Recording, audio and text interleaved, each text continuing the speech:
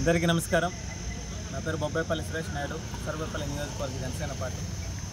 సర్వేపల్లి నియోజకవర్గంలోని ముత్తుకూరు మండలం అంటే పవర్ ప్లాంట్లు, బూడిద, కాలుష్యంతో పూర్తిగా నిండించి పైనాపురం గ్రామంలో మోషన్స్, వాంతులతో ప్రజలు ఎంతో ఇబ్బందులు పడుతూ ఉన్నారు. అయితే దానికి సంబంధించి నిన్నటి నుంచి మెడికల్ సిబ్బంది కూడా వచ్చి అక్కడ హుటాహుటిన చర్యలను చేపట్టడం జరుగుతుంది. అయినా సరే ఇప్పటి వరకు కూడా చాలామందికి ఆ మోషన్స్ తగ్గక అల్లాడిపోతున్నారు. అందులో భాగంగా కొంతమంది రామచంద్ర హాస్పిటల్లో ఒక 7 మంది దాకా జాయిన్ అయినారు. వాళ్ళందరినీ కూడా కలిసి అక్కడ స్థితిగతులు అడిగి తెలుసుకోవడం జరిగింది.